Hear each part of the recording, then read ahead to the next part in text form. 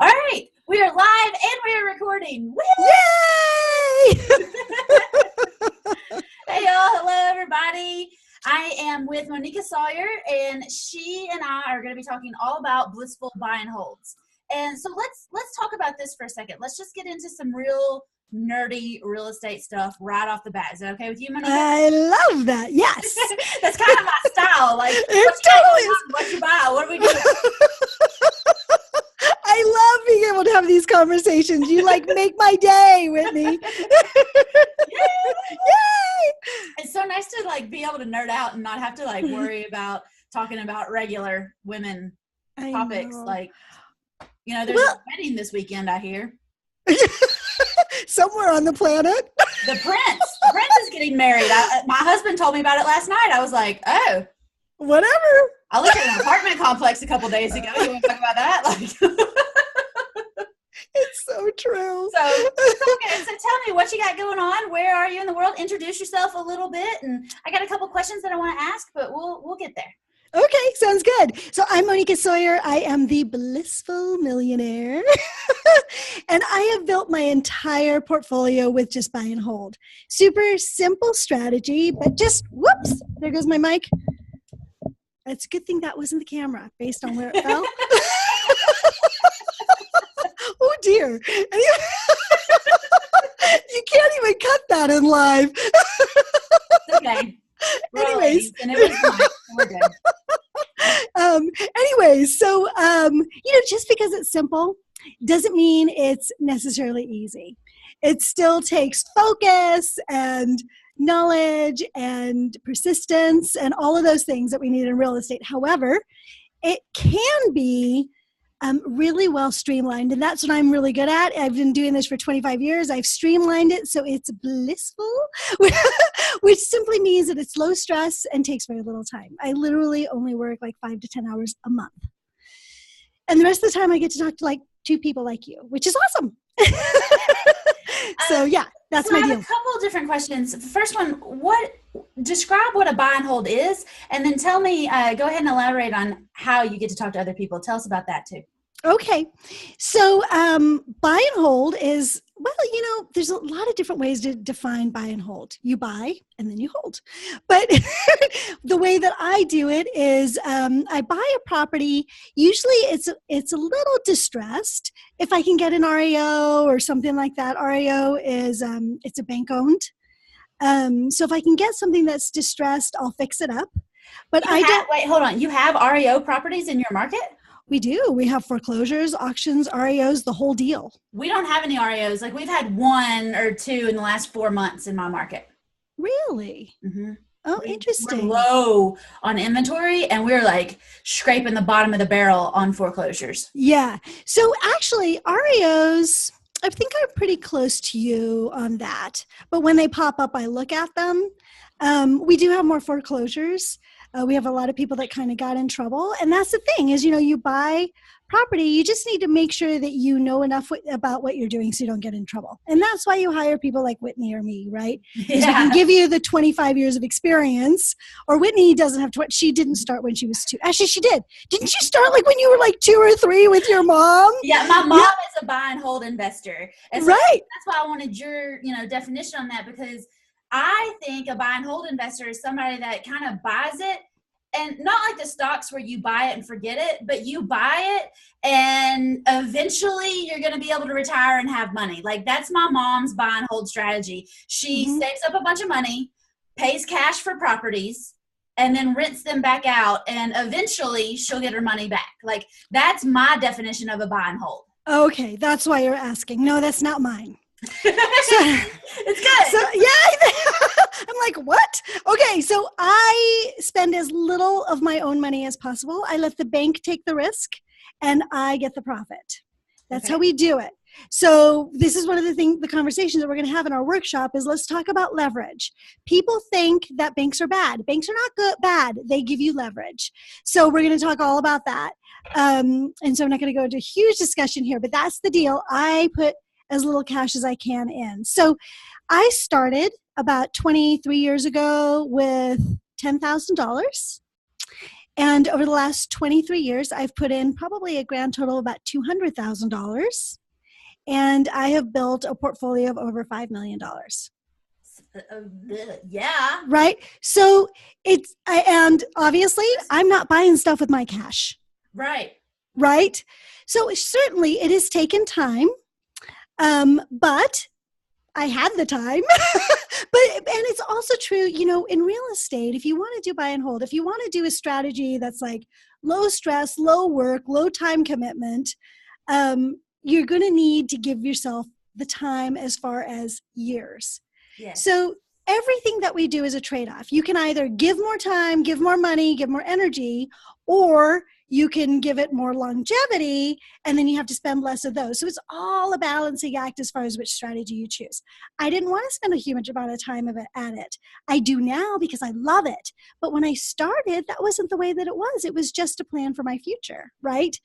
So I think a lot of people, I think, at least from the way I grew up, buy and hold investing is kind of the definite slow approach to building wealth. Right. Maybe the way my mom did it, she'd save money for a couple of years and buy something. Mm-hmm. Then she'd get that rental money coming in plus what she was saving, and then it would be a shorter time before she could buy something else. Right. And then, but it was always the side pot. It was always, more investment money, or it was vacation money, or it was making ends meet sometimes money, or, it was never anything that we were like actively living on, which now, I talk to a lot of people because my mom had never heard of wholesaling until I got into this. And I'm not a wholesaler, I'm not promoting it, but she never heard of that. And she'd been investing for 30 years as a buy and hold investor because that's all she knew. Mm-hmm. So now people see wholesaling like fast money, fast, quick. And so then when you try to talk to them about buy and hold, well, what's your long-term plan? They think so short-term into wholesaling that buy and hold is, yeah, I'm going to do that. Yeah, I'm going to do that. Yeah, I'm going to do that. So why do we need to start buying and holding now instead of, waiting like my mom did until we had a bunch of money and then investing? Why do we need that leverage like you were talking about? Right. So I was having a conversation. I was on a TV show last week. And congratulations. Thank you. You're famous. It was really fun. I like the way you described that. I was on TV. Well, get this. I'm going to slide this in too. I got to talk to the executive producer of the channel. So super cool guy. And he loved my show and invited me to be on a couple of other shows. Of course. But the thing that he said to me is, really, they're in San Diego, do you really think that we can buy now and make money? And I was like, I do. And he said, if I had bought 10 years ago, I would be rich. And I was like, yep. And in 10 years from now, you're going to be saying the same thing. If I had bought 10 years ago, I would be rich. The thing is that we always if we want riches that way, if we want true riches, not money to pay the bills, not the churn and burn, not the stuff that is a job, right? Wholesale is a job. For sure. Amen. Right? Absolutely. Yes. Yeah. And flipping is a job. It's it's a lot of work, right? It's like 3 jobs. Right. So, yeah, and there's so much to learn. So if you want to make long-term wealth in a steady way, you need to have started yesterday, not tomorrow. Right. So since you can't start yesterday, you start today. Right. And you just find a way so that in 10 years, you can say, thank goodness I did that 10 years ago. Yes. As opposed to what this other producer was saying is, I wish I had invested 10 years ago. Oh, do you think it's a good time? Well, just think about what you're going to be saying in 10 years. Yes. Right? So that's why I say, you do whatever you can to get into the market today. And you know what? And there are people that are always, does this happen to you, Whitney? Where people are like, oh my God, everything's so overpriced, there's going to be a correction. Yeah, I hear that. Yeah, I get a lot of that because I talk about buy and hold. If you're holding, a correction means nothing. Yes, exactly. You just buy. You only lose when you sell. That's right. You keep That's holding. Right. Exactly. That's right. You just nailed it. Right. Exactly. So you want to give yourself a 10-year span. So if things go bad, you've got time to recover. You're still going to make money. Don't freak out, and get a mentor that can give you the tools so that you don't freak out, and so that it keeps it low stress, and so that you can do this the right way.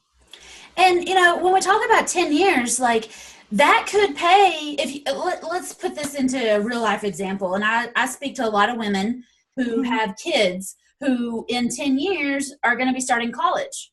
Or in That's 10 right. years, they're going to be out of college. Or in 10 years, their kid's going to be 10 and like really active and they're going to need more money coming in. And then they're going to talk about cars. And then they're going to talk like, or, even in 10 years, your kid may need a wedding. Right. Like there's always something in 10 years where you're going to need this extra money that you could have invested now and let it grown over those 10 years to where you have a bigger pot to play with now. That's right. Or maybe you want to retire. And you don't get those returns. Your 401k Right. is not going to pay you like a real estate investment is going to pay you. That's right. And your 401k requires that you put money in every month. Yeah, money that's Right. actually taking money off your plate every month. That's right. That's right. But if you you make an investment in real estate, you manage it properly, then you're not constantly putting in more money. Once you've made the investment, you're done. Right? Yep. So, yeah. And I spoke to somebody this morning and I told them that, I want a river of money coming at me every single month. All right. Mm-hmm. And I'm from the South, so I use, land analogies. But a river is just like ever flowing. And Mississippi is just going and going and going and going. It gets higher, it gets lower, but it's always going, right? And then I think about a pond out in a pasture. And when that thing gets low and it dries up and it could evaporate, like that's what happens to your 401k and your IRA. When you take 10 grand out of it, you drop the pond. You take 10 grand out every month and you only have 200 in it.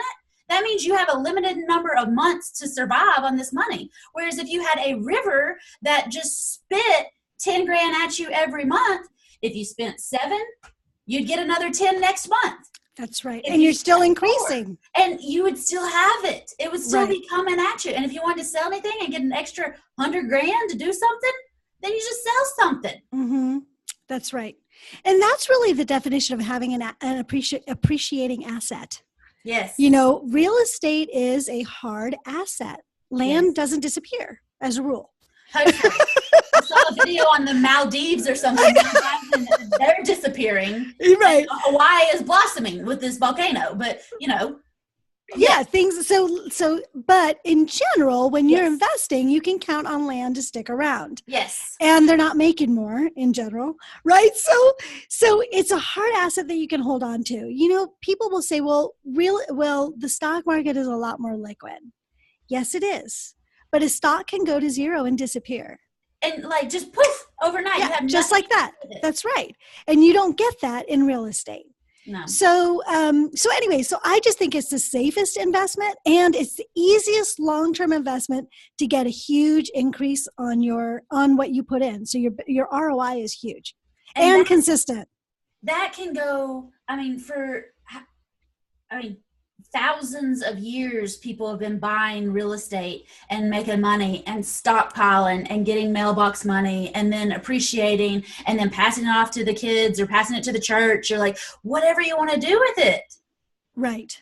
It's right. It's movable. It's transferable. You can keep it in the family. You can sell it off and pay for something else. Like, I love real estate so much. And there was a quote when we were talking about this too, we said they're not making any more of it, but also in real estate, it's not, you want to buy real estate and wait, not wait and then buy real estate. Thank you. I love that. That's so true. Because the longer you wait, the more time you're wasting. For real. Exactly. Yeah. Exactly. So tell me a little bit more about the properties that you buy, because you do this a little bit different than I do also. How do you find sellers?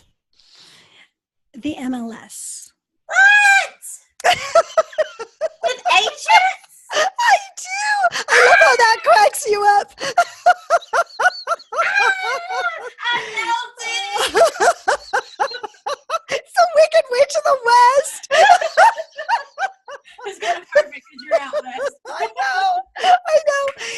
The thing is, I'm all about easy, Whitney. Oh, yeah.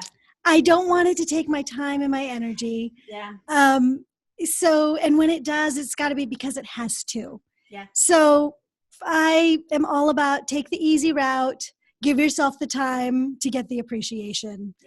Yeah. So that's it. I don't overpay, but I'm willing to pay retail. Yeah. And Often I won't even pay retail. Often I can find a deal even on the MLS that is selling a little bit less than retail or whatever. So at least that compensates for whatever improvements I need to do. mm-hmm. But I don't worry too much about getting the very best deal. My strategy doesn't require that. And that's different than wholesaling too, because wholesalers are out for blood. Yeah. They got to get pennies and sell it for nickels or dimes Mm-hmm. before anybody makes any money. And so that usually gets them into we'll say lower price bracket. Mm-hmm. Whereas you're on the opposite side of that too. I am. I do all A, what do you call it? A grade? Yeah. What do you call it? A level? What do you call it? I call that fancy shit. Oh, stop. You're horrible. I do love the fancy shit, I will say. If it's true, go. I do executive homes. That's my thing. It's totally low maintenance. People are like, what's an executive home? It's a nice place. It's something an executive would want to live in. One of That's those, right. hoity-toity, fancy, Yep. well-paid executive. Right. And Valley. Right. And they take good care of their houses. Yeah. Many of them have already been homeowners. Yeah. So maybe they're on contract out here in the Silicon Valley or whatever, right?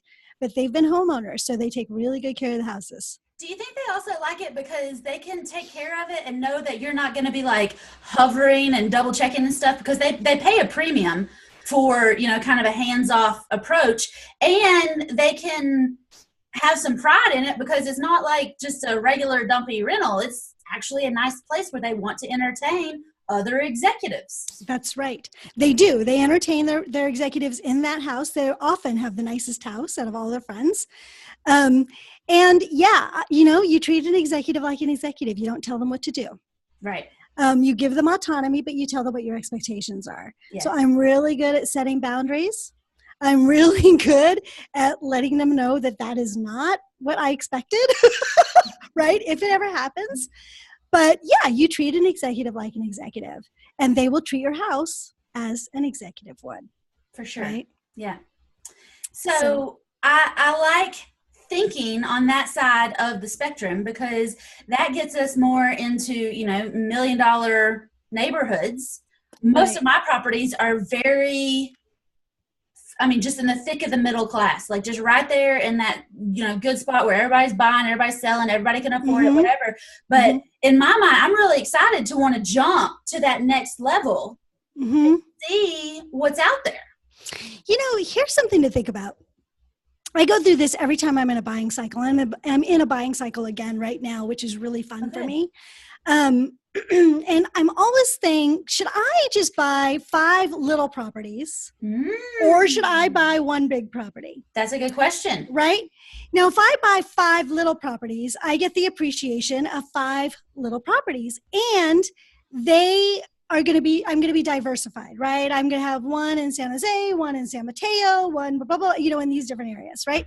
So I'm considering that diversified, right? So if 1 goes down, I've got 4 others. This is how people think, right? Yeah. Or I can buy 1 nice property in a nice neighborhood. Uh-huh. If you look at the numbers on this, you're going to make more with much less work with 1 big property because you're only dealing with 1 set of tenants. Yeah. Here's the other thing. The way that I diversify is still in the Silicon Valley. If 1 goes down, they all go down. So it's the same whether I'm buying a big property and it goes down, or I'm buying 5 in the same 100-mile area and they all go down. Right. But with 5, I've got 5 sets of tenants, 5 sets of problems. 5 with roofs. 5 excuses. Right. 5 excuses, 5 rent checks to deal with, 5 light bulbs every 2 weeks. There's these things happen, right? Because you're in that other bracket again. That's right. And this is the thing, like, who do you want to be doing business with, right? When I was saying I like dealing with executives because I get to treat them like executives, and guess what? They treat me with the same respect. They have a huge amount of respect for my time, because you know what? If I disrespect their time, they know what that feels like. Oh, yeah. They're not going to do it to me. right? Yeah. Those are the kinds of people I like to deal with, right? Yeah. Yep. So, and then when that house appreciates, I've got one property that's appreciating. Yeah, right? I can see that. And it takes a mindset shift, though. It takes a little bit of,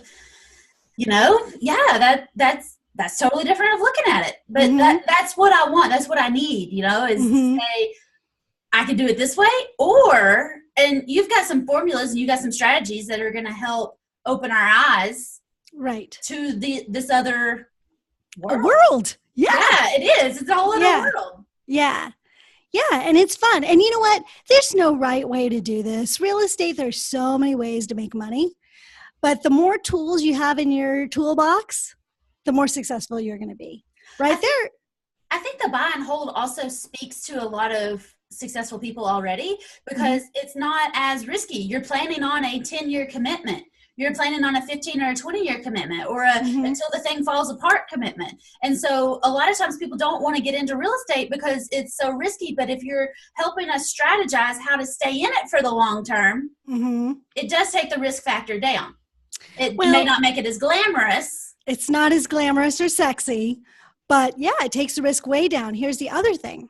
My tenants often stay for 7 to 10 years. So they take the whole thing for you. Yeah, and I don't have turnover. No wonder it's blissful. Right? Exactly, right? Like one property, you get no turnover. Are you kidding? I mean, it's so much easier, And I'm sure they also make direct deposits. You're not going around collecting money. Yeah. They don't have the time to be sending checks. Are you kidding? Yeah. So you're not chasing any rent payments. Yes, this is a blissful buy and hold situation. Right. I'm already getting excited about this, because in my mind, I guess I hadn't planned 10 years out. I just figured whatever. And you know what? That is so true, Whitney. Don't most people plan whatever? Yeah. And then whatever happens and you're like, oh, well. Yeah. Right. In 10 years, we're like, shoot, this isn't where I was planning on being. I spoke to a lady this morning. She was like, I'm 35. I'm not where I thought I'd be when I was 35. And then she turned right around just like I did. And she's like, I don't know where I expected to be. And I said, well, how much money do you want to make every month? And she was like, I don't know. Anything's fine. And I was like, well, no wonder you haven't hit any goals. That's right. If you want to fly to New York, don't get on any airplane. No. Get on one. Right, yeah. If you've got a couple of connections and a few snafus, okay, but at least know you're headed to New York, man. Yeah. And I guess I really need to sit down and kind of plan out where I want to be in 10 years and what I want to do, because I'm actually in a selling season right now. I'm selling a lot of my houses and my apartments because I'm looking to be more in a buying situation next year. So I think it's also interesting that you're in a buying situation. Right. Well, I got a lump sum of cash thrown in my pocket because I sold a house. Shoot. So, yeah. But, and actually, so Whitney, this is one of the things we're going to talk about in the workshop that's the very first piece is what really are your goals? Where are you headed? Because you know what? If you don't know your goals, you don't know where you're headed, you're not going to get there. And this isn't like just the kind of goal setting workshop that everybody else talks about. It's a half hour. And it's really, really intuitive and really aligned with who you truly are. Your goal, Whitney, is going to be different than mine, is going to be different than somebody else's, is going to be different even than my husband's. My husband and I are constantly having conversations about what are our goals and what do they look like and getting them aligned with each other, right? And that's another really important conversation for someone like me. I also think it's important to say that in this workshop, while we're doing this intuitive personal work, it's not 100 people and somebody's looking over your shoulder. It's actually going to be a quiet space where you can, breathe a little and process all the stuff that we're talking about, because, that's what a lot of workshops do is they just spit and then we're going to the next activity before you really I like to marinate on ideas. I like to let it actually flow through to where I can actually get a grip on it before we move into the next topic. So I'm excited about that and actually having the time to sit down, because we often just rush. And then that's where we get to be like, I don't know. Right. I don't have time to sit down and plan. Right. We're not going to go anywhere. we're not going anywhere. You're going to have the time. Not only that, you're going to have the ability to actually ask questions. Yes. Because a lot of times we go through this stuff and you're like, I think I'm getting this right. Yes. But for whatever reason, it's not clicking, right? Like something inside of you is going, no, I don't know. I'm not getting it. Why am I not having the success I'm expecting? Well, when you're in a really small group, you get to have that success because you can ask questions, yes. right? In a judge-free zone because right. we're all growing through this. Right. And the thing is that a question that you ask, someone else is going to learn from. So we really encourage the questions. We're going to be videotaping it. So everybody who comes live gets a videotape reminder. But then the other people that don't get to go, they're going to get the videos and they can do it at their own pace, right? And the questions that are asked in the room are going to benefit every single person that gets to watch the video replays. Excited. Yeah. I like to actually fully immerse myself in it though. So I'm going to be there so that I can process through it just like everybody else. I'm so excited. Yeah, me too. I am too. Anything else that we're going to be talking about that you really want to highlight? I mean, obviously real estate, we're going to be setting some goals. We're going to put some plans and we'll do some of that regular real estate stuff, but you've got a couple other special touches, I think, that you're going to be talking about. Yeah, so I don't manage my properties. I do manage my properties. I don't have a management company. I train my tenants how to do that. And we've already touched on that a little bit, but I'm going to give you the Monica secret sauce on how to make that happen. I can't wait for that. And I can't wait to say this again, but the only time my tenants call me is when they want to take me out to dinner. Last time I said that, Whitney was horrified. I'm don't text me. So I'll teach you how to build those relationships in a way that you can just, even if you don't have executive homes, don't worry, it works everywhere. Awesome. Well, we have executive homes in Knoxville. I mean, even in this, of course, we've got them. I just haven't dove into that section yet, but I'm ready. I'm so ready. Good. I looked at a $1 million lake house 2 Sundays ago, and I was like, man, this thing's been empty for 2 years. It's been on the market. It's overpriced. This would be such an amazing thing. And I was even thinking maybe a buy and hold because the agent told me that they had not closed on it because of all these crazy contingencies that people had when they wanted to buy it. They were expecting a contract to work at UT.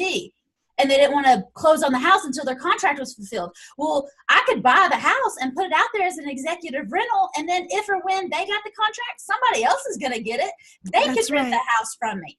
That's right. That's right. Ding, ding, ding. Ding, ding, ding. Exactly. So you start looking in a different way. Yeah. But what I was trying to say is that when we learn how to streamline, it can work in every market. Yes. So you and I are talking executive, and that's awesome. The middle class ones, you can do the same thing because I have a few that are there too, right? I don't have a lot in the really lower range, so I don't know how things work. There has to be at least people in that range that have a pride of ownership, they really want to, you know what I mean? And they want to do a lease option. I figured that one out. Yeah, exactly, right? Yeah. So, but it does work in all markets. So if you're thinking, oh my gosh, I'm not interested in executive homes, that's okay. This will work for you too. Buy and hold will work in most markets. Yes. And my streamlined strategies on how to manage them will also work. That's a good in point. most markets. Yeah. Yeah. That's a good point. Yeah. I'm glad you mentioned that. Thank you. Yeah, you're welcome. You're welcome. It's fun to talk about expensive homes. Man, it's so cool. What did you call it?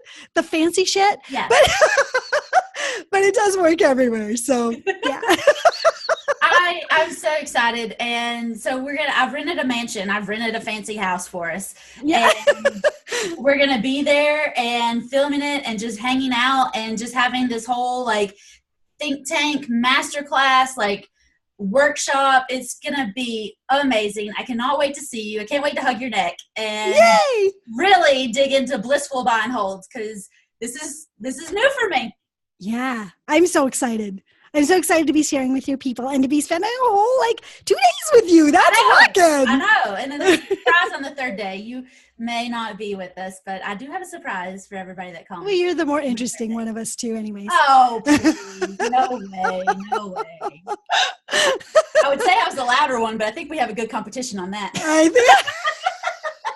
Exactly. People are going to be in that room going, oh my God, what happened here?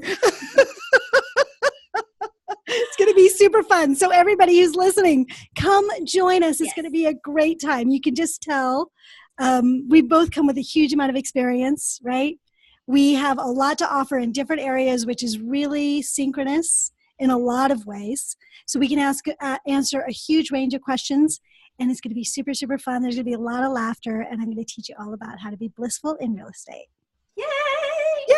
I'm so excited. If you have any questions, you can send me a message. You can send Monica a message. However you need to get a hold of us, let us know. And if you're seeing this and it's after June the 1st of 2018, you can still get the recordings. We will still teach you everything, and we'll be there to answer questions via email as quickly as we can. Perfect. Yay! We'll see you guys soon. Bye, y'all. Bye.